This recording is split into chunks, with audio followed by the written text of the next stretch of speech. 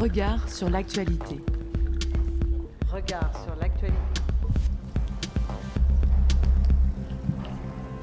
Au cœur du changement global. Et on est toujours en direct de la bibliothèque municipale de la Part-Dieu sur Radio Anthropocène. Et on accueille à présent Virginie Chaput pour sa chronique des énergies. Bonjour Virginie. Bonjour. Alors bienvenue déjà sur Radio Anthropocène. Et aujourd'hui pour ta première chronique, donc tu as décidé de nous parler du lancement d'une filière batterie en France. Exactement. Donc déjà bonjour à toutes et à tous et bienvenue dans la chronique énergie. Cette chronique que j'inaugure aujourd'hui, elle a pour objet l'information et la remise en question de certains préjugés sur le secteur de l'énergie et l'analyse des objets lui étant affiliés, le tout en intégrant bien évidemment la perspective de la nécessaire ou plutôt de l'urgente transition énergétique. Dans ce cadre, on va questionner les pratiques et l'organisation des systèmes énergétiques, l'histoire et les enjeux des modes de production et de distribution de l'énergie en France, les imaginaires sociaux de l'énergie, mais aussi les discours et les solutions techniques et ou politiques, valoriser et plus largement la particularité que recouvre la notion d'énergie dans le rapport entre nature et culture. Et nous y voilà donc. Donc pour cette première chronique, discutons batterie et voitures électriques. Vous l'avez peut-être vu passer ou non, mais depuis plusieurs mois, un nouveau bruit médiatique se fait doucement entendre, l'usage de la formule vallée de la batterie. Donc région fléchée pour cette érosion innovante politiquement orchestrée, les Hauts-de-France. En tout, ce sont pas moins de 4 projets d'usines dédiés à la batterie électrique qui ont prévu de s'implanter entre Douai et Dunkerque. Et cet arsenal industriel est bien ficelé. C'est tout le cycle produit de la batterie et ses usages possibles qui forgeront l'arête centrale de cette vallée innovante. D'après France Info, une usine de batterie pour voitures électriques ouvrira sous peu ses portes. D'après Le Monde, un industriel taïwanais viendra d'ici 2030 créer une entreprise de fabrication de batteries particulièrement performante et efficiente en termes de temps de charge. Et enfin, la Gazette du Nord-Pas-de-Calais vient confirmer que l'on assiste bien là au retour en grande pompe du talent énergiephile, si l'on se permet le néologisme, du Nord-Pas-de-Calais, en annonçant le projet de 2 usines de démantèlement et de recyclage de batteries. Décidément, tout a été prévu. Entre Beffroi et Coron, dorénavant, on fabrique efficacement, on oriente les usages, surtout continuer de rouler jeunesse, et tout ça en ne laissant aucune trace. Rassurez-vous, les bons vieux terris de terre et de caillasse ne verront pas de voisins pleins de lithium brouiller leur bel horizon. On peut de prime abord penser que ce projet est écolo et permet ainsi de répondre à 2 enjeux. Celui des batteries usagées qui deviennent dangereuses et dont on ne sait pas nécessairement quoi faire, et celui de nos activités et modes de vie, et en particulier de nos mobilités, qu'il nous faut de toute urgence décarboner. Alors, localiser ainsi la production et le recyclage de batteries, est-ce une bonne idée, une réelle opportunité pour amorcer la transition énergétique de la France et décarboner drastiquement le secteur des transports ? Avant de répondre à ces questions, je vous propose un tout petit détour historique pour le plaisir.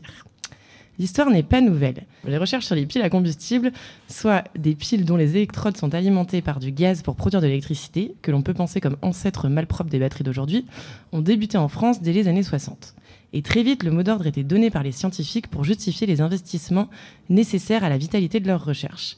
L'usage des batteries à combustible dans le secteur automobile offre des perspectives de relance du marché considérables et s'intègre dans la voie de l'évidence, celle du progrès technique. La décennie suivante aurait pu être celle de la naissance d'un parc automobile électrique magistral et décarboné avant la tendance du terme en France. Les ingénieurs d'EDF, faisant le constat que les piles à combustible étaient loin du stade industriel, mais que eux maîtrisaient la technologie de l'accumulateur rechargeable, se rapprochant beaucoup plus de la batterie contemporaine. Fiers d'un parc nucléaire presque flambant neuf, l'heure était au tout électrique et il n'y avait aucune raison pour que la voiture ne soit pas frappée de cette fièvre d'Edison nationale. Finalement, les grandes entreprises automobiles ne partagent pas les rêves électriques d'EDF. Sans preuve que la voiture électrique trouvera un marché au moins aussi juteux que celui de la voiture thermique, aucune raison de s'engager et de modifier les process. Faute d'engouement, la voiture électrique à la française finira pour un temps par tomber aux oubliettes de l'histoire. Et si je vous ai entraîné dans ce petit bond en arrière, c'est pour souligner un point crucial.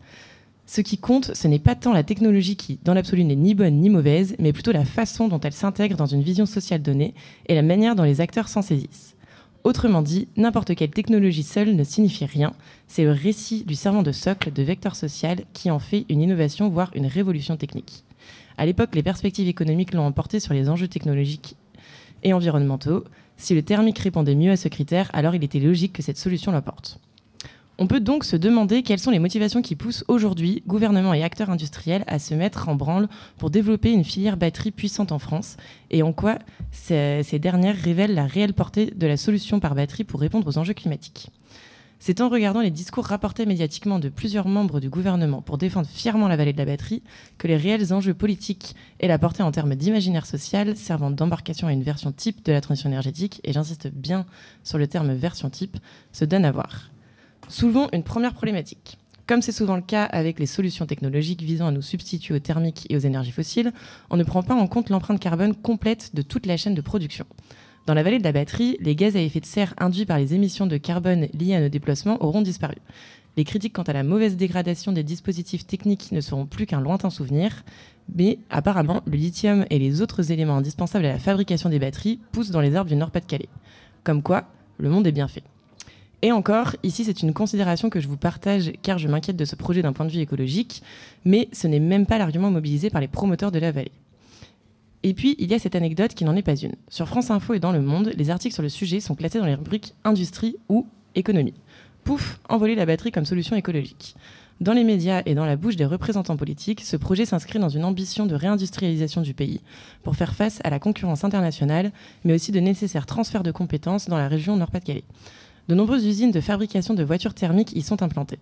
Or, les vents ont tourné et la voiture thermique est finie pour, on le rappelle, des raisons d'objectifs internationaux à atteindre. Revoilà donc la transition énergétique que l'on avait presque oubliée, mais pour répondre à des enjeux économiques et de maintenance à flot de l'industrie française. Faudrait pas qu'on nous soupçonne de tenter de sauver la planète. Ici, la transition énergétique est donc externalité économique au service du redéveloppement d'un territoire. Le déploiement de la vallée de la batterie sert donc un enjeu bien précis. La transition, oui, mais à condition qu'elle soit au service de la croissance économique. C'est tout un problème d'imaginaire social et d'ambition politique qui se pose donc. Développer ce complexe, c'est diffuser un discours faisant la promotion d'une transition solutionniste, technologique, mais pas radicale, soit ne venant pas ébranler, interroger nos structures organisationnelles. La vallée répond certes à des enjeux sociaux et on lui laisse au moins ça, en proposant une tentative de relocalisation industrielle, qui limite des transports très polluants, mais elle participe aussi à renforcer l'imaginaire de la société du progrès, qui n'a que faire des enjeux climatiques. La batterie comme solution répond à un enjeu de décarbonation, mais permet surtout la poursuite du modèle de la voiture individuelle. Ici, il n'est donc toujours pas question de transition systémique, on reste dans la proposition, la diffusion de pansements qui permettent encore et encore la reproduction du modèle économique, pourtant en partie responsable de la situation. Les modes de production, d'usage et de vie ne seront certainement pas remis en cause, surtout que rien ne bouge, mais restez à 130. Pour finir sur une note positive, quelques pistes de réflexion pour entamer une véritable transition énergétique en France, notamment de nos modes de transport. On pourrait commencer par questionner la relation peut-être trop intimiste entre croissance économique et transition énergétique. Il serait urgent de penser institutionnellement nos modes de transport pour sortir d'un usage et d'une recherche de solutions individuelles systématiques. Et ça nous permettrait de lutter par la même occasion contre les inégalités sociales induites par cette organisation de fait. Il faudrait enfin sortir de l'imaginaire de la voiture individuelle comme marqueur de réussite sociale et de l'énergie abondante comme vecteur de progrès sociétal. En bref, ce n'est pas tant d'une modification des vecteurs et des techniques, mais d'une évolution des infrastructures et modalités d'organisation et de représentation du transport dont nous avons urgemment besoin.